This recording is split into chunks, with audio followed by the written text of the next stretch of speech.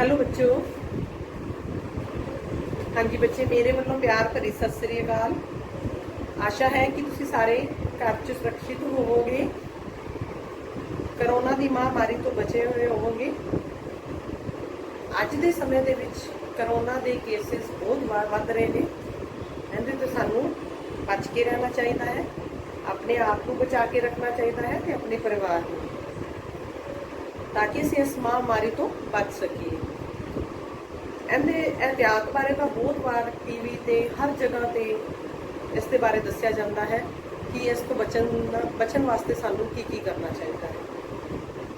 ते आशा करती हाँ कि तुसी आपदे आप को सुरक्षित रखोगे। हाँ जी बच्चे, हुण असीं गल करते हैं। पिछली मेरी वीडियो दे विच असीं जिहड़ा चैप्टर पढ़िया सी साइबर किरणां दा वार्तक भाग दा हैंकर ते होमे दी मार, अद्धा चैप्टर असीं उस वीडियो दे विच पढ़िया सी, अद्धा असीं अग्गों पढ़ांगे। डॉक्टर हरशिंदर कौर द्वारा लिखिया गया ये लेख, इस दे विच दस्सिया गया है। हरशिंदर कौर डॉक्टर मनोविग्यानिक डॉक्टर है छोटे बच्चों की, जिसने कि हैंकर ते होमे बारे कि लोगों के मनां दे उपर की असर पैंदा है, होमे का लोगों के की नुकसान होंदा है, उस दे बारे बहुत चंगी तरह विस्तार नाल उसने दस्सिया है। आदमी दे विच किवें किवें दे लक्षण दिखाई देंदे हन जदों वो आकड़ च आ जाता है, जदों वो होमे च आ जाता है। उस तो असीं किवें निपटना सानू निपटना चाहिए है, किवें नजिठिया जाना चाहिए है, उस बारे भी गल कीती है डॉक्टर हरशिंदर कौर ने। ते एक छोटे जे बच्चे की बड़ी दर्दनाक कहानी बारे दस्सिया है कि एक छोटे जे बच्चे दे पापा ने आपदी आकड़ दे विच आके किवें अपने बच्चे दी एक आपदे हथ उस बच्चे की हथ की हड्डी नूं चूरो चूर कर दिता। ये जो तुसी लैसन पढ़ोगे तां ही उहदे विच ही तुहानूं समझ आएगा कि इस दे विच किहड़ी दर्दनाक कहानी बारे गल कीती गई है। डॉक्टर हरशिंदर कौर ने छोटे बच्चे तो लैके जवानी दे विच उस तो बाद विआह के टाइम बारे हर एक बंदे बारे विस्तार नाल दस्सिया कि जदों होमे विच आ जाता है, जदों आकड़ विच आ जाता है, तो उस दे उपर की चीज़ां आउंदियां ते दूजे सामने वाले उसनूं किस तरह देखते हैं, किद्दां लगता है, हंकारिया बंदा किवें पहचानिया जाता है, इस बारे भी दस्सिया गया है कि उहदे विच की बदलाव आउंदे हन। ये चीज़ां भी डॉक्टर हरशिंदर कौर ने एक्सप्लेन कीतियां हन। ते मेरा कहना ये है कि सानू कदे भी आकड़ दे विच नहीं आना चाहिए, कदे भी होमे दे विच नहीं आना चाहिए, क्योंकि इंसान जिहड़ा आपदी रियलिटी दे विच रहता है, वास्तव विच जिहड़ा इंसान है उन्होंने आपदा रूप वही रखना चाहिए। ये नहीं कि अज तुसी कुछ होर हो या कल नूं तुसी बहुत वधिया पढ़ लिख के अच्छे इंसान बन गए तो तुहाडी आकड़ सिखर छूण लग जाए। नहीं, आपदे जिहड़े मन की निमरता है, आप तुहाडे मन की हलीमी है, उसनूं हमेशा हमेशा निमरता दे नाल ही रखो, क्योंकि जे साडा मन निमर होएगा तो असीं सारिਆਂ बारे चंगा भला सोच सकते हैं। अदरवाइज जे असीं आकड़ दे विच होवांगे तो सानू किसी होर दूजे बारे सोचण दा वक्त ही नहीं मिलेगा। फिर असीं की है सिर्फ आपदे बारे कि मैं अज आ हो गया, अज मैनूं इन्ना पैसा मिलिया, अज मैं इन्नी तरक्की कर ली, अज मैं इन्नी तरक्की कर ली, पर असीं लोगों तो समाज तो हौली हौली करके दूर होंदे जावांगे। क्यों? क्योंकि साडे च आकड़ इन्नी ज़्यादा आ जाएगी, ਅਸੀਂ हर किसी ਨੂੰ टुट के पैन की गल करांगे। जिवें कि डॉक्टर हरशिंदर कौर ने दस्सिया है कि जिहड़े बंदे नूं पैसे की आकड़ आ जाती है वो दूसरे नाल तां गल करनी भी चंगी नहीं समझता, उसनूं ऐदां लगता है कि मैं ही मैं हाँ, वो दूजिआं नाल लड़ाई करके खुश होता है, टुट के पैंदा है, अग बबूला हुंदा है। ये उहदे लक्षण ने होमे वाले व्यक्ति दे, जिस करके जिहड़े लक्षण ही बंदे दे विच आ जाण तां वो होमे दा शिकार हुंदा है, जिहड़ा कि बहुत वड्डा रोग है। डॉक्टर हरशिंदर कौर ने बहुत चंगी तरह इस चीज़ बारे दस्सिया है। असीं इस चैप्टर को अगे विस्तार नाल पढ़ांगे, जिहड़ा अद्धा चैप्टर रह गया है उनके बारे जानांगे कि उनके विच की चीज़ां डॉक्टर हरशिंदर कौर ने दस्सियां हन।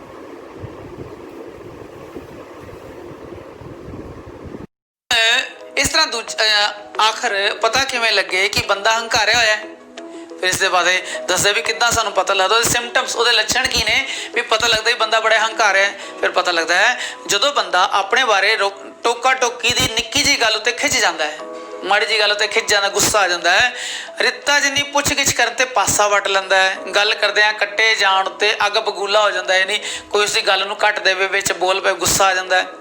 ਸਾਥੀਆਂ ਕੋਲੋਂ ਜਾਂ ਕਰਿੰਦਿਆਂ ਨਹੀਂ ਆਪਣੇ ਕਰਮਚਾਰੀਆਂ ਕੋਲੋਂ ਅੱਖ ਬਚਾ ਕੇ ਲੰਘਣਾ ਸ਼ੁਰੂ ਕਰ ਦੇਵੇ, ਦੋ ਟੁਕ ਗੱਲ ਕਰਕੇ ਛੇਤੀ ਗੱਲਬਾਤ ਬੰਦ ਕਰ ਦੇਵੇ, ਕੋਈ ਵੀ ਸਵਾਲ ਪੁੱਛਣ ਤੇ ਛੇਤੀ ਚਿੜ ਜਾਂਦਾ ਹੋਵੇ, ਫੋਨ ਕਰਨ ਉੱਤੇ ਵੀ ਗੱਲ ਕੱਟਣ ਲੱਗ ਪਵੇ, ਮਹਿੰਗੇ ਪਹਿਰਾਵੇ ਪਾਉਣ ਦੇ ਨਾਲ ਨਾਲ ਦੂਜਿਆਂ ਦੇ ਪਹਿਰਾਵੇ ਨੂੰ ਉੱਤੋਂ ਦੇ ਥੱਲੇ ਤੱਕ ਘਿਰਣਾ ਨਹੀਂ ਤਿਰਸਕਾਰ ਦੀ ਦ੍ਰਿਸ਼ਟੀ ਨਾਲ ਦੇਖਣ ਲੱਗ ਪਵੇ, ਕਿਸੇ ਦੀ ਨਿੱਕੀ ਜਿਹੀ ਗਲਤੀ ਉੱਤੇ ਜ਼ਹਿਰੀਲੀ ਮੁਸਕਾਨ ਜਾਂ ਸਿਰ ਛੱਡਣਾ ਸ਼ੁਰੂ ਕਰ ਦੇਵੇ, ਜਾਂ ਫਿਰ ਦੂਜੇ ਨੂੰ ਬੇਵਜ੍ਹਾ ਉਡੀਕ ਕਰਾਉਂਦਾ ਰਹੇ, ਕੋਈ ਜੀ ਕਹੇ ਬਗੈਰ ਗੱਲ ਕਰ ਜਾਵੇ, ਯਾਨੀ ਜੀ ਉਹਦੇ ਨਾਮ ਤੋਂ ਬਿਨਾਂ ਉਹ ਗੱਲ ਕਰ ਜਾਏ ਤਾਂ ਖਾਣ ਵੱਢਣ ਨੂੰ ਪੈ ਜਾਵੇ, ਕਿਸ ਨੂੰ ਅਗਾਂਹ ਵਧੇ ਦੇ ਕੇ ਨਫ਼ਰਤ ਨਾਲ ਭਰ ਜਾਏ, ਉਸ ਦਾ ਨੁਕਸਾਨ ਕਰਨ ਬਾਰੇ ਲਗਾਤਾਰ ਸੋਚਦਾ ਰਹੇ, ਹਰ ਕਿਸੇ ਅੱਗੇ ਆਪਣੇ ਤੇ ਆਪਣੇ ਪਿਛੋਕੜ ਬਾਰੇ ਸ਼ੇਖੀਆਂ ਬਗਾੜਦਾ ਰਹੇ ਤੇ ਕਿਸੇ ਦੂਜੇ ਦੀ ਤਾਰੀਫ ਸੁਣ ਕੇ ਉਹ ਪਾਰਟੀ ਛੱਡ ਜਾਵੇ। ਇਹ ਸਾਰੇ ਲੰਬੇ ਲੱਛਣਾਂ ਦੀ ਲਿਸਟ ਹੈ। ਪਤਾ ਲੱਗਦਾ ਬੰਦਾ ਹੈਂਕੜ ਤੇ ਹਉਮੈ ਦਾ ਮਾਰਿਆ ਹੋਇਆ ਹੈ। ਇਸ ਕਰਕੇ ਐਸੇ ਬੰਦੇ ਤੋਂ ਸਾਵਧਾਨ ਰਹਿਣਾ ਚਾਹੀਦਾ ਹੈ। ਜੇ ਮੈਨੂੰ ਲੱਗੇ ਕਿ ਮੇਰੇ ਵਿੱਚ ਇਹ ਔਗਣ ਆ ਰਹੇ ਨੇ ਤੇ ਸਾਵਧਾਨ ਹੋਣਾ ਚਾਹੀਦਾ ਹੈ ਕਿ ਮੈਂ ਹਉਮੈ ਜਾਂ ਹੈਂਕੜਬਾਜ਼ ਬਿਲਕੁਲ ਨਹੀਂ ਬਣਨਾ। ਲੇਖਿਕਾ ਹਰਸ਼ਿੰਦਰ ਕੌਰ ਬੜੇ ਮਨੋਵਿਗਿਆਨਿਕ ਢੰਗ ਨਾਲ ਇਹ ਅਹਿਸਾਸ ਕਰਾ ਰਹੀ ਹੈ ਵੀ ਹਉਮੈ ਤੇ ਹੈਂਕੜ ਦੇ ਕੀ ਪ੍ਰਭਾਵ ਨੇ ਔਰ ਕਿੱਦਾਂ ਸਾਨੂੰ ਪਤਾ ਲੱਗੇ। ਇਹ ਸਭ ਕੁਝ ਜਾਣ ਕੇ ਤਾਂ ਸੌਖਾ ਹੀ ਅਨੁਮਾਨ ਲਗਾਇਆ ਜਾ ਸਕਦਾ ਹੈ, ਕਿਆਸ ਲਗਾਇਆ ਜਾ ਸਕਦਾ ਹੈ ਕਿ ਅਜਿਹੇ ਲੋਕ ਹਜ਼ਾਰਾਂ ਦੀ ਗਿਣਤੀ ਵਿੱਚ ਸਾਡੇ ਆਸ-ਪਾਸ ਹੀ ਘੁੰਮ ਰਹੇ ਹੈ, ਜਿਹੜੇ ਕਿਸੇ ਨਾ ਕਿਸੇ ਪੱਖੋਂ ਸਾਡੇ ਤੋਂ ਉੱਚੇ ਨੇ, ਕਿਸੇ ਵੀ ਪੱਖੋਂ ਹੋ ਸਕਦੇ ਨੇ ਔਰ ਹੈਂਕੜ ਦੇ ਭਰੇ ਨੇ, ਗੁੱਸਾ ਛੇਤੀ ਆਉਂਦਾ ਹੈ ਜਾਂ ਬਹਿਸ ਕਰਨ ਵਿੱਚ ਯਕੀਨ ਰੱਖਦੇ ਆ ਜਾਂ ਪਾਸਾ ਪਰਤਾ ਜਾਂਦੇ ਹੈ, ਅੱਖਾਂ ਨਹੀਂ ਮਿਲਾਉਂਦੇ। ਇਸ ਤਰ੍ਹਾਂ ਦੇ ਕਈ ਲੋਕ ਨੇ ਜਿਹੜੇ ਹਉਮੈ ਦਾ ਸ਼ਿਕਾਰ ਸਾਡੇ ਆਸ-ਪਾਸ ਘੁੰਮਦੇ ਨੇ ਅਤੇ ਇਹਨਾਂ ਵਿੱਚੋਂ ਕੁਝ ਚਿੰਨ੍ਹ ਸ਼ਾਇਦ ਇਹ ਵੀ ਜਾਪੇ ਕਿ ਅਸੀਂ ਵੀ ਯੈਸ ਰਿਐਲਿਟੀ ਹੈ। ਇਹ ਬਹੁਤ ਅੱਛੀ ਗੱਲ ਮੈਨੂੰ ਫੀਲ ਹੋਈ ਹੈ ਕਿ ਸਾਡੇ ਵਿੱਚ ਇਸ ਤਰ੍ਹਾਂ ਦੇ ਕਈ ਲੱਛਣ ਨੇ। ਸਾਨੂੰ ਲੱਗਦਾ ਹੈ, ਪਤਾ ਤਾਂ ਨਹੀਂ ਲੱਗਦਾ ਅਸੀਂ ਹਉਮੈ ਤੇ ਹੈਂਕੜ ਦੇ ਸ਼ਿਕਾਰ ਹਾਂ, ਪਰ ਇਹਨਾਂ ਲੱਛਣਾਂ ਤੋਂ ਪਤਾ ਲੱਗਦਾ ਵੀ ਹਾਂ ਇਹ ਜਿਹੜੇ ਔਗਣ ਹੈ ਉਹ ਸਾਡੇ ਅੰਦਰ ਵੀ ਕੁਛ ਨਾ ਕੁਛ ਹੈ। ਫਿਰ ਅਜਿਹੇ ਲੋਕਾਂ ਨਾਲ ਨਜਿੱਠਿਆ, ਇਹਨਾਂ ਦਾ ਹੱਲ ਕਿੱਦਾਂ ਕੱਢਿਆ ਜਾਵੇ, ਇਸ ਨਾਲ ਜਿਹੜਾ ਕਿਸ ਤਰ੍ਹਾਂ ਬਣਾਈ ਜਾਵੇ ਜਾਂ ਕਿਸ ਤਰ੍ਹਾਂ ਸਾਈਡ 'ਤੇ ਹੋ ਜਾਵੇ। ਬਹੁਤੇ ਤਾਂ ਅਜਿਹੇ ਅਫਸਰਾਂ ਨਾਲ ਨਿਭਾ ਰਹੇ ਹੋਣਗੇ ਤੇ ਕੁਝ ਵਿਆਹੁਤਾ ਜ਼ਿੰਦਗੀ ਵਿੱਚ ਆਪਣੇ ਸਾਥੀ ਹੱਥੋਂ ਦੁਖੀ ਹੋ ਚੁੱਕੇ ਹੋਣਗੇ, ਯਾਨੀ ਜਾਂ ਤਾਂ ਦਫ਼ਤਰਾਂ ਵਿੱਚ ਜਾਂ ਘਰਾਂ ਵਿੱਚ ਕਿਤੇ ਨਾ ਕਿਤੇ ਜੋ ਹੈਂਕੜਬਾਜ਼ ਜੀਵਨ ਸਾਥੀ ਜਾਂ ਹੈਂਕੜਬਾਜ਼ ਮਾਤਹਿਤ ਜਾਂ ਆਪਣੇ ਸੀਨੀਅਰ ਆਫਿਸਰ ਨੂੰ ਝੇਲਣਾ ਅੱਜ ਕੱਲ੍ਹ ਕਈ ਲੋਕ ਇਹ ਭੁਗਤ ਰਹੇ ਹੋਣਗੇ। ਇਸ ਤੋਂ ਪਹਿਲਾਂ ਕਿ ਇਹਨਾਂ ਦੇ ਡਾਕਟਰੀ ਜਾਂ ਮਨੋਵਿਗਿਆਨਿਕ ਹੱਲ ਬਾਰੇ ਸੋਚੀਏ, ਇਹ ਘਟਨਾ ਜੋ ਮੇਰੇ ਦਿਲੋਂ ਦਿਮਾਗ ਉੱਤੇ ਹਾਵੀ ਹੋਈ ਬੈਠੀ ਹੈ ਤੇ ਮੇਰੇ ਅੱਖੀਂ ਵੇਖੀ ਹੈ, ਇਹ ਮੈਂ ਜ਼ਰੂਰ ਦੱਸਣਾ ਚਾਹਾਂਗੀ। ਇਹ ਡਾਕਟਰ ਹਰਸ਼ਿੰਦਰ ਕੌਰ ਆਪਣੇ ਬਾਰੇ ਦੱਸਦੀ ਹੈ ਕਿ ਇੱਕ ਬਹੁਤ ਵੱਡੇ ਅਫਸਰ ਦੇ ਅੱਤ ਦੇ ਅਮੀਰ ਬੰਦੇ ਦਾ ਬੇਟਾ ਮੇਰੀ ਬੇਟੀ ਦੀ ਕਲਾਸ ਵਿੱਚ ਪੜ੍ਹਦਾ ਸੀ। ਉਦੋਂ ਦੂਜੀ ਜਮਾਤ ਵਿੱਚ ਸਨ। ਇੱਕ ਰਾਤ ਹਸਪਤਾਲ ਦੀ ਮੇਰੀ ਡਿਊਟੀ ਸੀ ਜਦੋਂ ਬੱਚੇ ਨੂੰ ਲਹੂ ਲੁਹਾਨ ਹਾਲਤ ਵਿੱਚ ਉਸਦੇ ਮਾਪੇ ਹਸਪਤਾਲ ਲੈ ਕੇ ਆਏ। ਬੱਚੇ ਦਾ ਸੱਜਾ ਸੀ ਪੂਰੀ ਤਰ੍ਹਾਂ ਫਿੱਸਿਆ ਪਿਆ ਸੀ, ਟੁਕੜੇ ਹੋਇਆ ਪਿਆ ਸੀਗਾ। ਐਕਸਰੇ ਤੋਂ ਪਤਾ ਲੱਗਾ ਕਿ ਸਾਰੀਆਂ ਹੱਡੀਆਂ ਦਾ ਚੂਰਾ ਬਣ ਚੁੱਕਿਆ ਹੈ ਤੇ ਠੀਕ ਹੋਣ ਦੀ ਹਾਲਤ ਵਿੱਚ ਉਹ ਬਿਲਕੁਲ ਨਹੀਂ। ਪੱਟੀਆਂ ਬੰਨ੍ਹ ਕੇ ਦਰਦ ਦੇ ਟੀਕਿਆਂ ਤੋਂ ਬਾਅਦ ਜਦੋਂ ਬੱਚੇ ਦੀ ਹਾਲਤ ਕੁਝ ਠੀਕ ਹੋਈ, ਮੈਂ ਉਸਦੀ ਰੋ ਕੇ ਬੇਹਾਲ ਹੋਈ ਮਾਂ ਤੋਂ ਪੁੱਛਿਆ ਤਾਂ ਇਹ ਕਿਵੇਂ ਹੋਇਆ। ਉਸਨੇ ਦੱਸਿਆ ਕਿ ਇਸਦਾ ਪਿਓ ਮਹਿੰਗੀ ਨਵੀਂ ਕਾਰ ਖਰੀਦ ਕੇ ਘਰ ਲਿਆਇਆ ਸੀ, ਇਸ ਕਰਕੇ ਉਸ ਦੋਸਤਾਂ ਨੂੰ ਪਾਰਟੀ ਉੱਤੇ ਸੱਦਿਆ ਸੀ। ਉਸ 'ਚ ਹਉਮੈ ਸੀ, ਹੈਂਕੜ ਸੀ ਬੰਦੇ ਵਿੱਚ। ਨਵੀਂ ਕਾਰ ਖਰੀਦੀ, ਮਹਿੰਗੀ ਸੀ, ਦੋਸਤਾਂ ਨੂੰ ਪਾਰਟੀ ਦਿੱਤੀ ਤੇ ਉਸ ਤੋਂ ਬਾਅਦ ਇਸ ਬੱਚੇ ਨੇ ਕਾਰ ਉੱਤੇ ਕਿੱਲ ਨਾਲ ਝਰੀਟਾਂ ਮਾਰ ਦਿੱਤੀਆਂ ਤੇ ਗੁੱਸੇ ਵਿੱਚ ਆ ਕੇ ਇਸ ਦੇ ਪਿਓ ਨੇ ਕਾਰ ਦੇ ਜਿਸ ਰੈਂਚ ਨਾਲ ਟਾਇਰ ਖੋਲਦੇ ਨੇ, ਬੜਾ ਹੈਵੀ ਰੈਂਚ ਹੈ, ਉਸ ਨਾਲ ਕੁੱਟ ਕੇ ਇਸ ਦਾ ਹੱਥ ਜੋ ਚੂਰਾ ਕਰ ਦਿੱਤਾ। ਉਹ ਬੱਚਾ ਹਾਲੇ ਪੂਰੀ ਤਰ੍ਹਾਂ ਬੇਹੋਸ਼ ਨਹੀਂ ਸੀ, ਇਸ ਲਈ ਹੌਲੀ ਜਿਹੀ ਬੋਲ ਪਿਆ, ਮੰਮੀ ਜੀ ਝਰੀਟਾਂ ਨਹੀਂ ਮਾਰੀਆਂ ਸੀ, ਕਿੱਲ ਨਾਲ, ਸਿਰਫ ਇੰਨਾ ਲਿਖਿਆ ਸੀ ਆਈ ਲਵ ਯੂ ਪਾਪਾ। ਬੱਚੇ ਨੂੰ ਪਤਾ ਨਹੀਂ ਸੀ ਉਹਨੇ ਕਿੱਲ ਨਾਲ ਉਸਦੀ ਨਵੀਂ ਗੱਡੀ ਉੱਤੇ ਲਿਖਦਾ ਆਈ ਲਵ ਯੂ ਪਾਪਾ ਤੇ ਪਿਓ ਨੇ ਨਹੀਂ ਪੜ੍ਹਿਆ। ਉਸਦੇ ਸਜ਼ਾ ਵਜੋਂ ਉਸਦਾ ਹੱਥ ਮਾਰ ਕੇ ਚੂਰ ਕਰ ਦਿੱਤਾ।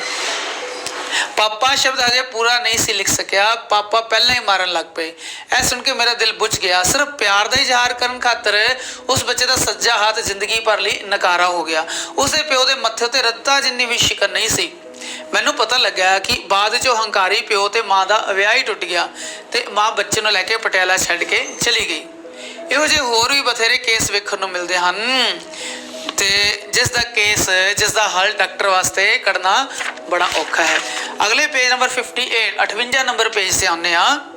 ਉੱਥੇ ਲਿਖਿਆ, ਜੇ ਕਿਤੇ ਹੈਂਕੜਬਾਜ਼ ਬੰਦੇ ਨਾਲ ਵਿਆਹ ਪੈ ਜਾਵੇ ਜਾਂ ਨਿਭਾਉਣਾ ਹੀ ਪੈ ਜਾਵੇ ਤਾਂ ਆਪਣੇ ਅੰਦਰ ਤਣਾਅ ਪੈਦਾ ਕਰਨ ਦੀ ਬਜਾਏ, ਆਪਣੀ ਜ਼ਿੰਦਗੀ ਨੂੰ ਨਰਕ ਬਣਾਉਣ ਦੀ ਬਜਾਏ ਤੇ ਕੁਝ ਐਸੇ ਨੁਸਖੇ ਅਜਮਾ ਕੇ ਦੇਖੋ, ਐਦਾਂ ਦੀਆਂ ਗੱਲਾਂ ਅਜਮਾ ਕੇ ਦੇਖੋ।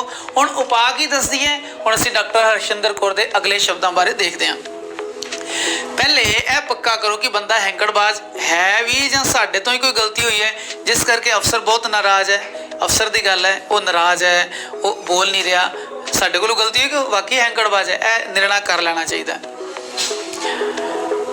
ਜੇ ਅਗਲਾ ਬੰਦਾ ਖਾਣ ਵੱਢਣ ਨੂੰ ਪੈ ਰਿਹਾ ਤਾਂ ਸਾਡੀ ਗਲਤੀ ਬਹੁਤ ਜ਼ਿਆਦਾ ਵੱਡੀ ਤਾਂ ਨਹੀਂ ਸੀ, ਵੱਡੀ ਗਲਤੀ ਹੈ ਤਾਂ ਹੀ ਉਹ ਇੰਨਾ ਔਖਾ, ਇੰਨਾ ਨਾਰਾਜ਼ ਹੋ ਰਿਹਾ। ਆਮ ਤੌਰ ਉੱਤੇ ਹੰਕਾਰੀ ਬੰਦੇ ਕਿਸੇ ਨੂੰ ਆਪਣੇ ਤੋਂ ਬਿਹਤਰ ਸਾਬਤ ਕਰਦਾ ਵੇਖ ਕੇ ਉਸ ਉੱਤੇ ਟੁੱਟ ਕੇ ਪੈ ਜਾਂਦੇ ਨੇ, ਇਸ ਲਈ ਛੇਤੀ ਪਛਾਣੇ ਜਾਂਦੇ। ਜੇ ਕੋਈ ਕਰਮਚਾਰੀ ਆਪਣੇ ਅਫਸਰ ਨੂੰ ਕੁਝ ਸੁਝਾਅ ਦੇ ਰਿਹਾ ਹੋਵੇ ਤਾਂ ਉਹਨੂੰ ਗੁੱਸਾ ਆ ਜਾਂਦਾ, ਪਤਾ ਲੱਗਦਾ ਹੈ ਵੀ ਅਫਸਰ ਹੈਂਕੜਬਾਜ਼ ਹੈ।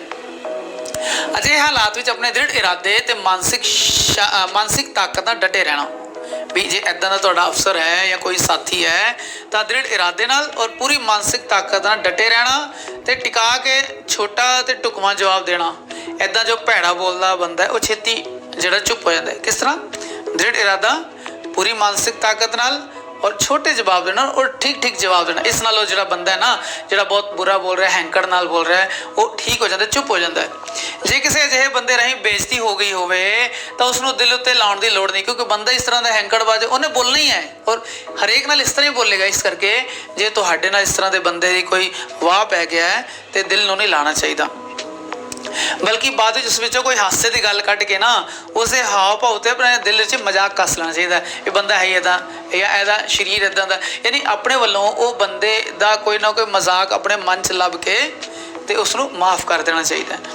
ਆਪਣੇ ਦੋਸਤਾਂ ਨਾਲ ਹੱਸ ਖੇਡ ਕੇ ਆਪਣੇ ਆਪ ਨੂੰ ਸ਼ਾਂਤ ਕੀਤਾ ਜਾ ਸਕਦਾ ਹੈ। ਉਹ ਉਸ ਇਨਸੀਡੈਂਟ ਤੋਂ ਬਾਅਦ, ਉਸ ਘਟਨਾ ਤੋਂ ਬਾਅਦ ਉਸ ਬਾਰੇ ਕੁਝ ਹਾਸੋ ਹੀਣਾ ਸੋਚ ਲਓ ਜਾਂ ਫਿਰ ਆਪਣੇ ਦੋਸਤਾਂ ਨਾਲ ਮਜ਼ਾਕ ਕਰਕੇ, ਮौज ਮਸਤੀ ਕਰਕੇ ਉਸ ਟੈਨਸ਼ਨ, ਉਸ ਬੇਚੈਨੀ ਨੂੰ ਦੂਰ ਕਰਨ ਦੀ ਛੇਤੀ ਤੋਂ ਛੇਤੀ ਟਰਾਈ ਕਰਨੀ ਚਾਹੀਦੀ ਹੈ। ਉਸ ਤੋਂ ਬਾਅਦ ਉਹ ਕਹਿੰਦਾ, ਮੈਂ ਇੱਕ ਹੱਡਬੀਤੀ ਮੈਂ ਵੀ ਦੱਸ ਦਿੰਦੀ ਹਾਂ। ਸਾਡਾ ਪ੍ਰਿੰਸੀਪਲ ਬਹੁਤ ਖਰਾਟ ਤੇ ਹੈਂਕੜਬਾਜ਼ ਆਦਮੀ ਸੀ, ਇਸ ਲਈ ਅਸੀਂ ਸਾਰੇ ਵਿਦਿਆਰਥੀ ਉਸ ਦੀ ਛੇੜ ਬੋਲ ਕੇ ਤਸੱਲੀ ਕਰ ਲੈਂਦੇ ਸੀ। ਖੜਕ ਸਿੰਘ ਕੇ ਖੜਕਨੇ ਸੇ ਖੜਕਤੀ ਹੈ ਖਿੜਕੀਆਂ, ਖਿੜਕੀਆਂ ਕੇ ਖੜਕਨੇ ਸੇ ਖੜਕਤਾ ਹੈ ਖੜਕ ਸਿੰਘ। ਇਸ ਤਰ੍ਹਾਂ ਬੰਦਾ ਬੜਾ ਬੋਲਦਾ ਸੀ, ਬੜਾ ਖੜਕਦਾ ਸੀ ਤੇ ਬੱਚੇ ਮੁਹਾਵਰਾ ਬੋਲ ਕੇ ਆਪਣੇ ਮਨ ਨੂੰ ਸ਼ਾਂਤੀ ਕਰ ਲੈਂਦੇ ਸੀ। ਇਹ ਸਤਰਾਂ ਬਾਅਦ ਵਿੱਚ ਇੰਨੀਆਂ ਮਸ਼ਹੂਰ ਹੋ ਗਈਆਂ ਕਿ ਉਸਦੇ ਰਿਟਾਇਰ ਹੋ ਜਾਣ ਤੋਂ ਬਾਅਦ ਵੀ ਮੈਡੀਕਲ ਕਾਲਜ ਵਿੱਚ ਬਹੁਤ ਸਾਲੇ ਛੇੜ ਚੱਲਦੀ ਰਹੀ। ਹੁਣੇ ਜਿਹੇ ਇੱਕ ਹਿੰਦੀ ਫਿਲਮ ਦੇ ਗੀਤ ਵਿੱਚ ਵੀ ਇਹ 17 ਵਰਤੀਆਂ ਗਈਆਂ ਸਨ।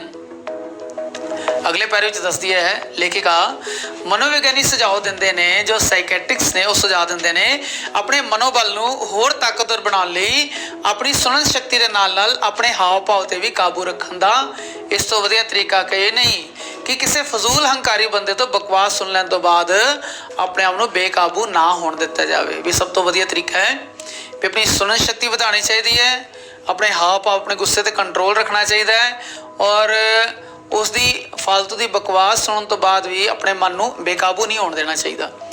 ਇਸ ਨਾਲ ਹੰਕਾਰੀ ਬੰਦੇ ਦੀ ਹਉਮੈ ਨੂੰ ਬੜੀ ਤਗੜੀ ਸੱਟ ਵੱਜਦੀ ਹੈ। ਉਹ ਅਜਿਹਾ ਸੋਚਣ ਉੱਤੇ ਮਜਬੂਰ ਹੋ ਜਾਂਦਾ ਹੈ ਕਿ ਮੇਰੇ ਬੋਲਣ ਦਾ ਅਗਲੇ ਬੰਦੇ ਉੱਤੇ ਉੱਕਾ ਕੋਈ ਅਸਰ ਨਹੀਂ ਹੁੰਦਾ ਤੇ ਮੇਰੇ ਬੋਲਣ ਦਾ ਕੋਈ ਫਾਇਦਾ ਨਹੀਂ। ਜਿਸ ਤਰ੍ਹਾਂ ਦੇ ਬੰਦੇ ਨੂੰ ਵਾਪਸ ਗਾਲਾਂ ਕੱਢਣ ਲੱਗ ਪਈਏ, ਯਾਨੀ ਹਉਮੈ ਵਾਲੇ ਬੰਦੇ ਨੂੰ ਹੈਂਕੜ ਵਾਲੇ ਜਾਂ ਬਦਸਲੂਕੀ ਵਾਲੇ ਬੰਦੇ ਨਾਲ ਅਸੀਂ ਗਾਲਾਂ ਕੱਢ ਕੇ ਉਸਦਾ ਜਵਾਬ ਦਈਏ ਤਾਂ ਸਮਝ ਲੈਣਾ ਚਾਹੀਦਾ ਹੈ ਕਿ ਸਾਡੇ ਵਿੱਚ ਤੇ ਉਹਦੇ ਵਿੱਚ ਕੋਈ ਫਰਕ ਨਹੀਂ। ਇਸ ਦਾ ਮਤਲਬ ਉਹ ਵਾਲੀ ਜਿਹੜੀ ਹਉਮੈ ਜਾਂ ਹੈਂਕੜ ਹੈ ਉਹ ਸਾਡੇ ਅੰਦਰ ਵੀ ਵਾਸ ਕਰ ਚੁੱਕੀ ਹੈ। ਠਰਮੇ, ਧੀਰਜ, ਠਰਮੇ ਨਾਲ ਪਰ ਸਖਤ ਆਵਾਜ਼ ਵਿੱਚ ਉਸ ਬੰਦੇ ਨੂੰ ਦਰਸਾਇਆ ਜਾ ਸਕਦਾ ਹੈ ਕਿ ਇਨਸਾਨ ਇਸ ਲਹਿਜੇ ਵਿੱਚ ਗੱਲ ਨਹੀਂ ਕਰਦੇ, ਨਾ ਹੀ ਅੱਗੋਂ ਤੋਂ ਇਸ ਤਰ੍ਹਾਂ ਦੇ ਸਾਡੇ ਨਾਲ ਗੱਲ ਕਰਨ ਦੀ ਲੋੜ ਹੈ। ਠੀਕ ਗੱਲ ਕਰਨੀ ਹੈ ਤਾਂ ਕਰੋ, ਨਹੀਂ ਜਦੋਂ ਮਰਜ਼ੀ ਗੱਲ ਕਰ ਲੈਣਾ। ਇਸ ਤਰ੍ਹਾਂ ਦਾ ਉਹਨੂੰ ਸਿੱਧਾ ਜਵਾਬ ਦੇ ਦੇਣਾ ਚਾਹੀਦਾ। ਜੇ ਇੰਨਾ ਕਹਿਣਾ ਸੰਭਵ ਨਾ ਹੋਏ, ਕਈ ਬੰਦਿਆਂ ਨਾਲ ਇਸ ਤਰ੍ਹਾਂ ਕਿਹਾ ਵੀ ਨਹੀਂ ਜਾ ਸਕਦਾ, ਵੱਡੇ ਅਫਸਰ ਨੇ ਜਾਂ ਆਪਣੇ ਆਪ ਤੋਂ ਵੱਡੀ ਹੈਸੀਅਤ ਰੱਖਦੇ ਨੇ, ਜੇ ਨਹੀਂ ਸਮਝ ਤੇ ਉਸ ਤਰ੍ਹਾਂ ਦੇ ਬੰਦੇ ਨੂੰ ਆਪਣੀ ਸੋਚ ਵਿੱਚੋਂ ਬਿਲਕੁਲ ਮੰਨਫੀ ਮਾਈਨਸ ਕਰ ਦੇਣਾ ਚਾਹੀਦਾ ਹੈ। ਉਸ ਦੀ ਉੱਕਾ ਹੀ ਪਰਵਾਹ ਨਹੀਂ ਕਰਨੀ ਚਾਹੀਦੀ। ਜੇ ਕਿਤੇ ਅਜਿਹਾ ਬੰਦਾ 4 ਜਣਿਆਂ ਵਿੱਚ ਖੜਾ ਵੀ ਹੋਵੇ ਤਾਂ ਬਾਕੀਆਂ ਨਾਲ ਮੁਸਕਰਾ ਕੇ ਹੈਲੋ ਕਰੋ ਤੇ ਉਸ ਨੂੰ ਅਣਦੇਖਿਆ ਕਰਕੇ ਨਿਕਲ ਜਾਓ। ਤੇ ਲੇਖਿਕਾ ਦੇ ਹਿਸਾਬ ਨਾਲ ਇਹ ਵਿਚਾਰ ਠੀਕ ਹੈ। ਜੇ ਅਜਿਹਾ ਬੰਦਾ ਬੇਇੱਜ਼ਤੀ ਕਰਨਾ ਚਾਹੇ ਤਾਂ ਆਪਣੇ ਆਪ ਨੂੰ ਕੰਮ ਵਿੱਚ ਮਸਰੂਫ ਵਿਖਾ ਕੇ ਤੇ ਕਿਸੇ ਨਾਲ ਗੱਲ ਕਰਕੇ ਉਸਨੂੰ ਨਕਾਰੇ ਜਾਣ ਦਾ ਅਹਿਸਾਸ ਕਰਵਾਇਆ ਜਾ ਸਕਦਾ ਹੈ। ਬੰਦਾ ਬਹੁਤ ਹਉਮੈ ਵਾਲਾ ਹੈ, ਹੰਕਾਰੀ ਹੈ, ਬੇਇੱਜ਼ਤੀ ਕਰਨ ਦੀ ਤਿਆਰ ਖੜਾ ਹੈ, ਆਪਣੇ ਕੰਮ ਵਿੱਚ ਮਗਨ ਰਹੋ ਜਾਂ ਫੋਨ ਤੇ ਕਿਸੇ ਨਾਲ ਗੱਲ ਕਰਕੇ ਉਸਨੂੰ ਅਣਦੇਖਿਆ ਕਰੋ। ਬਹੁਤੇ ਹੰਕਾਰੇ ਅਫਸਰ ਆਮ ਤੌਰ ਤੇ ਆਪਣੀ ਗੱਲ ਮੁਕਾ ਕੇ ਦੂਜੇ ਕੋਲ ਜਵਾਬ ਨਹੀਂ ਚਾਹੁੰਦੇ ਵੀ ਮੇਰੀ ਗੱਲ ਕੀ ਸਮਝਿਆ ਨਹੀਂ ਚਾਹੁੰਦੇ, ਸੋ ਸਿਰੇ ਲਾ ਕੇ ਕਮਰੇ ਚੋਂ ਬਾਹਰ ਨਿਕਲਿਆ ਜਾ ਸਕਦਾ ਹੈ, ਯਾਨੀ ਉਸਨੂੰ ਉੱਥੇ ਟਾਲਿਆ ਜਾ ਸਕਦਾ ਹੈ। ਜੇ ਬਹਿਸ ਛੇੜ ਲਈ ਤਾਂ ਕਈ ਵਾਰ ਨਤੀਜੇ ਬੜੇ ਭੈੜੇ ਨਿਕਲਦੇ, ਇਸ ਕਰਕੇ ਐਸੇ ਬੰਦਿਆਂ ਨਾਲ ਹਾਂਜੀ ਕਰਕੇ ਬਾਹਰ ਨਿਕਲ ਜਾਣਾ ਚਾਹੀਦਾ ਹੈ। ਅਜਿਹੇ ਮਾਹੌਲ ਨੂੰ ਆਪਣੇ ਦਫ਼ਤਰ ਤੋਂ ਘਰ ਜਾਂ ਘਰ ਤੋਂ ਦਫ਼ਤਰ ਨਹੀਂ ਲਿਜਾਣਾ ਚਾਹੀਦਾ। ਜੇ ਬੰਦਾ ਘਰੋਂ ਦਫ਼ਤਰ ਤੋਂ ਪਰੇਸ਼ਾਨ ਹੈ ਔਰ ਉਹ ਪਰੇਸ਼ਾਨੀ ਆਪਣੇ ਘਰ ਵਿੱਚ ਆ ਕੇ ਆਪਣੇ ਘਰ ਵਾਲੀ ਆਪਣੇ ਬੱਚਿਆਂ ਨਾਲ ਕੱਢੇਗਾ ਤਾਂ ਫਿਰ ਉਹ ਜ਼ਿੰਦਗੀ ਜਿਹੜੀ ਹੈ ਨਾ ਉਹ ਉੱਥੇ ਤੇ ਹਰਾਮ ਸੀ, ਇੱਥੇ ਸਗੋਂ ਜ਼ਿਆਦਾ ਹਰਾਮ ਹੋ ਜਾਏਗੀ। ਇਸ ਕਰਕੇ ਆਪਣੇ ਦਫ਼ਤਰ ਦੇ ਝਗੜੇ ਨੂੰ ਘਰ ਵਿੱਚ ਨਹੀਂ ਲਿਆਉਣਾ ਚਾਹੀਦਾ ਤੇ ਮਾਨਸਿਕ ਸ਼ਕਤੀ ਨੂੰ ਭੰਗ ਨਹੀਂ ਹੋਣ ਦੇਣਾ ਚਾਹੀਦਾ। ਇਸ ਤਰ੍ਹਾਂ ਤਣਾਅ ਤੋਂ ਸਹੇੜੀਆਂ ਬਿਮਾਰੀਆਂ ਦੀ ਸ਼ੁਰੂਆਤ ਵੀ ਹੁੰਦੀ ਹੈ ਤੇ ਅਸੀਂ ਜੇ ਤਣਾਅ ਵਿੱਚ ਰਹਾਂਗੇ ਤਾਂ ਤਣਾਅ ਦੀਆਂ ਬਿਮਾਰੀਆਂ ਦਾ ਸ਼ਿਕਾਰ ਹੋ ਜਾਵਾਂਗੇ। ਇਸ ਦੇ ਨਾਲ ਹੀ ਜੇ ਕਿਤੇ ਹੰਕਾਰੇ ਹੋਏ ਅਫਸਰ ਦੀ ਕੋਈ ਕਮਜ਼ੋਰੀ ਲੱਭ ਪਵੇ ਫਿਰ ਤਾਂ ਕਹਿਣਾ ਹੀ ਕੀ। ਇਸ ਤਰ੍ਹਾਂ ਲੇਖਿਕਾ ਆਪਣੇ ਵੱਲੋਂ ਇੱਕ ਹੋਰ ਜਿਹੜਾ ਨਾ ਉਹ ਸਾਧਨ ਦੱਸਦੀ ਹੈ ਵੀ ਉਸ ਬੰਦੇ ਦੀ ਕੋਈ ਨਾ ਕੋਈ ਕਮੀ ਲੱਭ ਪਓ, ਫਿਰ ਉਹ ਬੰਦਾ ਚੁੱਪ ਕਰ ਜਾਏਗਾ ਤੇ ਉਹਦੇ ਹਉਮੈ ਜਾਂ ਹੈਂਕੜ ਤੋਂ ਬਚਿਆ ਜਾ ਸਕਦਾ ਹੈ। ਹੰਕਾਰਿਆ ਸੋ ਮਾਰਿਆ, ਇਹ ਬੜੀ ਪੁਰਾਣੀ ਕਹਾਵਤ ਹੈ। ਜੋ ਹੰਕਾਰ ਕਰਦਾ ਹੈ ਕਦੀ ਨਾ ਕਦੀ ਉਹ ਮਾਰਿਆ ਜਾਂਦਾ ਹੈ। ਇਹਦੀ ਹਕੀਕਤ ਜਾਣ ਲੈਣ ਤੋਂ ਬਾਅਦ ਆਪਣੀ ਹਉਮੈ ਨੂੰ ਸਿਰ ਚਾੜ ਜਾਣ ਤੋਂ ਪਹਿਲਾਂ ਹੀ ਹਾਂ ਪੱਖੀ ਬਣਾ ਲਈਏ ਤੇ ਕਮਾਲ ਦੀ ਸ਼ਖਸੀਅਤ ਬਣ ਜਾਈਏ। ਇਹਦਾ ਮਤਲਬ ਹੰਕਾਰੀ ਨਹੀਂ ਬਣਨਾ ਚਾਹੀਦਾ। ਜੇ ਲੱਗਦਾ ਇਹਨਾਂ ਲੱਛਣਾਂ 'ਚ ਕੋਈ ਲਿਸਟ ਵਿੱਚ ਸਾਡਾ ਨਾਂ ਵੀ ਹੈ ਤੇ ਛੇਤੀ ਤੋਂ ਛੇਤੀ ਉਸ ਵਿੱਚੋਂ ਨਿਕਲਣਾ ਚਾਹੀਦਾ ਹੈ। ਸ਼੍ਰੀ ਗੁਰੂ ਨਾਨਕ ਦੇਵ ਜੀ ਨੇ ਫਰਮਾਇਆ, ਹਉਮੈ ਵੱਡਾ ਰੋਗ ਹੈ, ਹਉਮੈ ਵੱਡਾ ਰੋਗ ਹੈ, ਦਾਰੂ ਵੀ ਸਮਾਏ। ਹਉਮੈ ਜਦੋਂ ਸਵੈ ਵਿਸ਼ਵਾਸ ਦਾ, ਆਪਣੀ ਆਤਮਾ ਦੀ ਪਛਾਣ ਦਾ, ਆਪਣੀ ਸਮਰੱਥਾ ਨੂੰ ਸਮਝ ਲੈਣ ਦਾ ਰੂਪ ਧਾਰਨ ਕਰਦੀ ਹੈ। ਨਹੀਂ ਜੇ ਆਪਣੀ ਹਉਮੈ ਜਾਂ ਹੰਕਾਰ ਜੇ ਸਵੈ ਪਛਾਣ ਬਣ ਜਾਵੇ ਨਾ, ਮਨ ਤੂੰ ਜੋਤ ਸਰੂਪ ਹੈ, ਆਪਣਾ ਮੂਲ ਪਛਾਣ ਤੂੰ ਰੱਬ ਦੀ ਅੰਸ਼ ਹੈ, ਉਸ ਵਰਗੀਆਂ ਗੱਲਾਂ ਕਰ ਤੇ ਸਵੈ ਪਛਾਣ ਆਪਣੀ ਆਤਮਕ ਪਛਾਣ ਕਰੇ ਬੰਦਾ। ਤੇ ਇਸ ਦੇ ਨਾਲ ਹੀ ਲਿਖਿਆ ਹੈ ਆਪਣੀ ਸਮਰੱਥਾ ਨੂੰ ਪਛਾਣ ਲਵੇ ਕਿ ਮੇਰੀ ਸਮਰੱਥਾ ਕੀ ਹੈ, ਮੈਂ ਕਿਸ ਦਾ ਭਲਾ ਕਰ ਸਕਦਾ ਕਿ ਨਹੀਂ ਕਰ ਸਕਦਾ, ਮੈਂ ਕਿਸ ਦੀ ਜ਼ਰੂਰਤ ਨੂੰ ਪੂਰਾ ਕਰ ਸਕਦਾ ਕਿ ਨਹੀਂ ਕਰ ਸਕਦਾ। ਇੱਦਾਂ ਦੀ ਜਦੋਂ ਸਮਰੱਥਾ ਪਛਾਣ ਲਵੇ ਔਰ ਉਸ 'ਤੇ ਚੱਲ ਪਵੇ, ਆਪਣੀ ਹਉਮੈ ਨੂੰ ਇਗਨੋਰ ਕਰਦਾ ਤੇ ਬੰਦਾ ਅੱਗੇ ਵੱਧ ਸਕਦਾ ਹੈ। ਤੇ ਆਤਮਾ ਦੀ ਪਛਾਣ ਕਰਨ ਵਾਲਾ ਵਿਅਕਤੀ ਬੜਾ ਸਿਮਰ ਨਿਰਮਾਣ ਯਾਨੀ ਨਿਮਰਤਾ ਵਾਲਾ ਤੇ ਸਾਧ ਮੁਰਾਦਾ ਰੂਪ ਵਿੱਚ ਪ੍ਰਗਟ ਹੁੰਦਾ ਹੈ। ਇਸ ਤਰ੍ਹਾਂ ਜੋ ਵਿਚਾਰ ਹੈ ਇਹ ਲੇਖਿਕਾ ਹਰਸ਼ਿੰਦਰ ਕੌਰ ਦੇ ਨੇ। ਲੇਖ ਬੜਾ ਸੋਹਣਾ ਹੈ, ਇਸ ਨੂੰ ਦੁਬਾਰਾ ਤੁਸੀਂ ਪੜ੍ਹਨਾ ਤੇ ਜੇ ਇਸ ਵਿੱਚ ਤੁਹਾਨੂੰ ਕੋਈ ਔਖਾ ਲੱਗੇ ਤੇ ਕਮੈਂਟ ਬਾਕਸ ਵਿੱਚ ਜ਼ਰੂਰ ਉਸ ਦੇ ਬਾਰੇ ਲਿਖਣਾ। ਮੈਂ ਟਰਾਈ ਕਰਾਂਗਾ, ਮੈਂ ਯਤਨ ਕਰਾਂਗੀ ਆਪ ਦੇ ਸਵਾਲ ਦਾ ਜਵਾਬ ਦੇ ਸਕਾਂ। ਪ੍ਰਸ਼ਨ ਹੈ, ਨਿਮਰਤਾ ਜਾਂ ਹਲੀਮੀ ਦਾ ਕਿਸ ਨਾਲ ਤਾਲਮੇਲ ਨਹੀਂ ਬੈਠਦਾ? ਹਉਮੈ ਤੇ ਹੈਂਕੜ ਨਾਲ ਨਹੀਂ ਬੈਠਦਾ। ਬੱਚੇ ਦਾ ਹੱਥ ਤੋੜਨ ਦਾ ਕੀ ਕਾਰਨ ਸੀ ਕਿ ਜਦੋਂ ਪਿਤਾ ਨਵੀਂ ਗੱਡੀ ਲੈ ਕੇ ਆਇਆ ਤੇ ਪਾਰਟੀ ਦੇ ਰਿਹਾ ਸੀ, ਉਸ ਸਮੇਂ ਬੱਚੇ ਨੇ ਆਪਣੀ ਭਾਵਨਾ ਪ੍ਰਗਟ ਕਰਨ ਲਈ ਇੱਕ ਕਿੱਲ ਦੇ ਨਾਲ ਉਸ ਕਾਰ ਉੱਤੇ ਖੁਰਚ ਦਿੱਤਾ, ਆਈ ਲਵ ਯੂ ਪਾਪਾ। ਤੇ ਉਸ ਕਾਰਨ ਬੰਦੇ ਨੂੰ ਇੰਨਾ ਗੁੱਸਾ ਆਇਆ ਕਿ ਉਸਨੇ ਬੱਚੇ ਦਾ ਹੱਥ ਹੀ ਤੋੜ ਦਿੱਤਾ। ਵਿਆਹ ਕਿਸ ਦਾ ਟੁੱਟ ਗਿਆ ਸੀ? ਐਸੇ ਬੰਦੇ ਦਾ ਹੀ। ਵਿਆਹ ਕਿਸ ਦਾ ਟੁੱਟ ਗਿਆ ਸੀ ਤੇ ਕਿਉਂ ਟੁੱਟ ਗਿਆ ਸੀ? ਵਿਆਹ ਉਸ ਬੰਦੇ ਦਾ ਹੀ ਟੁੱਟ ਗਿਆ ਸੀ ਜਿਸ ਨੇ ਗੁੱਸੇ ਵਿੱਚ ਆ ਕੇ ਆਪਣੇ ਬੱਚੇ ਦਾ ਹੱਥ ਰੈਂਚ ਦੇ ਨਾਲ ਕੁੱਟ-ਕੁੱਟ ਕੇ ਚੂਰ-ਚੂਰ ਕਰ ਦਿੱਤਾ ਸੀ, ਕਿਉਂਕਿ ਉਹ ਬੰਦਾ ਹੈਂਕੜਬਾਜ਼ ਸੀ ਔਰ ਉਹ ਆਪਣੇ ਬੱਚਿਆਂ ਅਤੇ ਆਪਣੀ ਘਰਵਾਲੀ ਨਾਲ ਤਾਲਮੇਲ ਨਹੀਂ ਬਿਠਾ ਸਕੇ ਆਪਣੇ ਮਾੜੇ ਸੁਭਾਅ ਕਰਕੇ। ਇਸ ਕਰਕੇ ਛੇਤੀ ਹੀ ਉਸਦੀ ਘਰਵਾਲੀ ਦਾ ਉਸ ਨਾਲ ਤਲਾਕ ਹੋ ਗਿਆ, ਯਾਨੀ ਛੱਡ-ਛੜਾ ਹੋ ਗਿਆ। ਲੇਖਿਕਾ ਦੇ ਪ੍ਰਿੰਸੀਪਲ ਦਾ ਸੁਭਾਅ ਕਿਹੋ ਜਿਹਾ ਸੀ? ਬੜਾ ਹੈਂਕੜ ਸੀ, ਉਹ ਬੜਾ ਹੰਕਾਰਿਆ ਹੋਇਆ ਸੀਗਾ। ਇਸ ਤਰ੍ਹਾਂ ਦਾ ਸੁਭਾਅ। ਹੰਕਾਰਿਆ ਸੋ ਮਾਰਿਆ ਅਖਾਣ ਕਿਸ ਭਾਵ ਲਈ ਵਰਤਿਆ ਗਿਆ ਹੈ? ਇਸ ਅਖਾਣ ਦਾ ਮਤਲਬ ਹੈ ਜੋ ਬੰਦਾ ਹੰਕਾਰ ਕਰਦਾ ਹੈ ਜ਼ਿੰਦਗੀ ਵਿੱਚ ਉਹ ਅਸਫਲ ਹੁੰਦਾ ਹੈ ਤੇ ਹਮੇਸ਼ਾ ਉਸਨੂੰ ਜਿਹੜਾ ਨਾ ਉਹ ਨੁਕਸਾਨ ਸਹਿਣਾ ਪੈਂਦਾ, ਹਮੇਸ਼ਾ ਉਹਨੂੰ ਰਿਸ਼ਤਿਆਂ ਦਾ ਨੁਕਸਾਨ ਸਹਿਣਾ ਪੈਂਦਾ।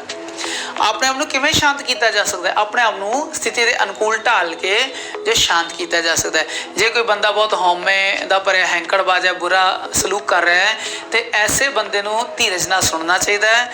ਆਪਣੇ ਮਨੋਬਲ ਨੂੰ ਡੇਗਣਾ ਨਹੀਂ ਚਾਹੀਦਾ, ਢੈਂਡੀ ਕਲਾ ਵਿੱਚ ਨਹੀਂ ਜਾਣਾ ਚਾਹੀਦਾ। ਉਸ ਦੀ ਗੱਲ ਸੁਣ ਕੇ ਮਾਕੂਲ ਸੰਖੇਪ ਵਿੱਚ ਜਵਾਬ ਦੇਣਾ ਚਾਹੀਦਾ ਹੈ ਔਰ ਜੇ ਨਾ ਹੋਵੇ ਤਾਂ ਐਸੇ ਬੰਦੇ ਨੂੰ ਅਣਦੇਖਿਆ ਕਰਨਾ ਚਾਹੀਦਾ ਹੈ ਜਾਂ ਉਸਦੇ ਹਾਂ ਵਿੱਚ ਹਾਮੀ ਭਰ ਦੇਣੀ ਚਾਹੀਦੀ ਹੈ ਤਾਂ ਜੋ ਐਸੇ ਬੰਦੇ ਨੂੰ ਜਿਹੜਾ ਨਾ ਆਪਣੀ ਮਾਨਸਿਕਤਾ ਤੇ ਹਾਵੀ ਨਾ ਹੋਣ ਦਿੱਤਾ ਜਾਵੇ। ਮਨੋਵਿਗਿਆਨੀ ਕੀ ਸੁਝਾਅ ਦਿੰਦੇ ਨੇ? ਇਹ ਵੀ ਫਿਰ ਸੇਮ ਆਨਸਰ ਹੈ। ਮਨੋਵਿਗਿਆਨੀ ਇਹ ਕਹਿੰਦੇ ਹੈ, ਹਾਂ ਪੇਜ ਨੰਬਰ 58 ਤੇ ਲਾਸਟ ਪੈਰਾ, ਮਨੋਵਿਗਿਆਨੀ ਸੁਝਾਅ ਦਿੰਦੇ ਨੇ ਕਿ ਆਪਣੇ ਮਨੋਬਲ ਨੂੰ ਹੋਰ ਤਾਕਤਵਰ ਬਣਾਉਣ ਲਈ ਆਪਣੀ ਸੁਣਨ ਸ਼ਕਤੀ ਦੇ ਨਾਲ ਆਪਣੇ ਹਾਵ ਭਾਵ ਉੱਤੇ ਕਾਬੂ ਕਰਨ ਦਾ ਇਸ ਤੋਂ ਵਧੀਆ ਤਰੀਕਾ ਨਹੀਂ ਕੋਈ ਕਿ ਆਪਣੇ ਆਪ ਨੂੰ ਬੇਕਾਬੂ ਨਾ ਹੋਣ ਦਿੱਤਾ ਜਾਏ। ਇਸ ਨਾਲ ਹੰਕਾਰੀ ਬੰਦੇ ਦੀ ਹਉਮੈ ਨੂੰ ਤਗੜੀ ਸੱਟ ਵੱਜਦੀ ਹੈ ਤੇ ਉਹ ਫਿਰ ਉਸ ਸਥਿਤੀ ਤੋਂ ਪਰੇ ਹੋਣ ਦੀ ਸੋਚਦਾ ਹੈ।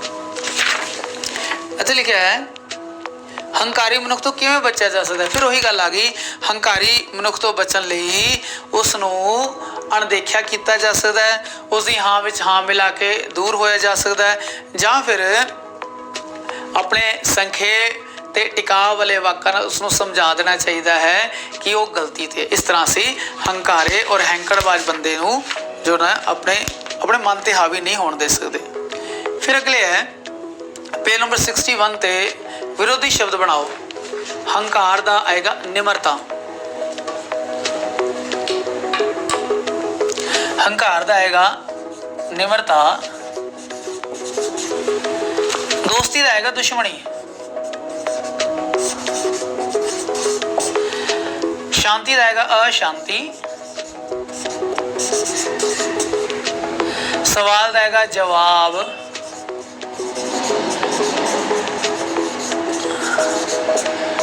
ਦੋਵੇਂ ਤਰੀਕੇ ਨਾਲ ਲਿਖ ਸਕਦੇ ਹਾਂ। ਮਸਰੂਫ, ਮਸਰੂਫ ਹੁੰਦਾ ਹੈ ਬਿਜ਼ੀ, ਬਿਜ਼ੀ ਦਾ ਉਲਟਾ ਆਏਗਾ ਵਿਹਲਾ। ਉਸ ਤੋਂ ਬਾਅਦ ਹੈ ਅਗਲਾ ਪਹਿਲਾ, ਪਹਿਲਾ ਦਾ ਉਲਟਾ ਆਏਗਾ ਅਖੀਰਲਾ, ਪਹਿਲਾ ਦਾ ਉਲਟਾ ਅਖੀਰਲਾ। ਉਸ ਤੋਂ ਬਾਅਦ ਹੈ ਪ੍ਰਕਾਸ਼, ਇਹਦਾ ਆਏਗਾ ਅੰਧਕਾਰ ਜਾਂ ਹਨੇਰਾ, ਅੰਧਕਾਰ ਜਾਂ ਹਨੇਰਾ। ਫਿਰ ਪੇਜ ਨੰਬਰ 61 ਤੇ ਲਿਖਿਆ ਹੋਇਆ ਹੈ ਹੱਡ ਬੀਤੀ, ਇਹਦਾ ਹੈਗਾ ਜਗ ਬੀਤੀ, ਜੋ ਆਪਣੇ ਨਾਲ ਬੀਤੀ ਹੈ, ਆਪਣੀਆਂ ਹੱਡੀਆਂ ਨਾਲ ਆਪਣੇ ਨਾਲ ਬੀਤੀ ਹੈ ਹੱਡ ਬੀਤੀ, ਜੋ ਜਗ ਨਾਲ ਦੁਨੀਆ ਨਾਲ ਪੂਰੀ ਬੀਤੀ ਹੈ ਉਹਨੂੰ ਕਹਿੰਦੇ ਜਗ ਬੀਤੀ। ਦੁਖੀ ਦਾ ਆਏਗਾ ਸੁਖੀ, ਔਰ ਮਹਿੰਗਾ ਦਾ ਆਏਗਾ ਸਸਤਾ। ਇਸ ਤਰ੍ਹਾਂ ਇਸ ਪਾਠ ਦੇ ਇਸ ਲੇਖ ਦੇ ਸਾਡੇ ਪ੍ਰਸ਼ਨ ਉੱਤਰ ਵੀ ਪੂਰੇ ਹੋ ਜਾਂਦੇ ਹੈ, ਔਰ ਮੈਂ ਇਹ ਟਰਾਈ ਕਰਾਂਗਾ